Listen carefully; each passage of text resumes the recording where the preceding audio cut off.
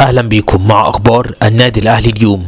خبرنا الأول: تعرف على هتافات جماهير الزمالك ضد الإدارة وحسين لبيب بعد اقتراب بن شرقي من النادي الأهلي، وذلك أثناء مباراة الزمالك والجونة. هاجمت جماهير الزمالك الإدارة في لقاء الجونة، حيث قالت: كابتن حسين سمعنا حسك، المركب غرقت ولا لسه؟ دوري مشبوع عال العال، كابتن حسين ازاي الحال؟ بينام من العشاء لحد العصر، حد يصحي لينا، حد يصحي لنا هشام نصر. هشام يا نصر فين الصفقات؟ فرقة الكورة أحسن بطولات، إدارة خايبة جبتولنا الهم، حقوق الزمالك ضايعة يا عم.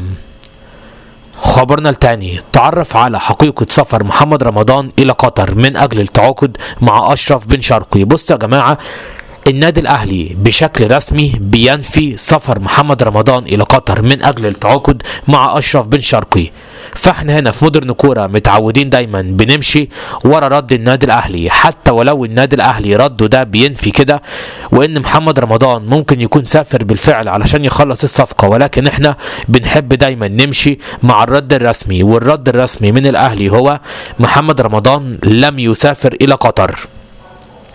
خبرنا الثالث: الخطيب عاوز يقنع كولر بعودة عبد القادر في يناير. تعرف على ما حدث. كابتن محمود الخطيب دلوقتي بيحاول انه يقنع كولر بسيناريو، وهو الاكتفاء بواحد من بن شرقي وكوتيسا على ان يعود احمد عبد القادر، بحيث يكون في مكان لقيد علي معلول. ولكن كولر حتى الان رافض الحاجتين، رافض عودة عبد القادر ورافض كمان قيد علي معلول.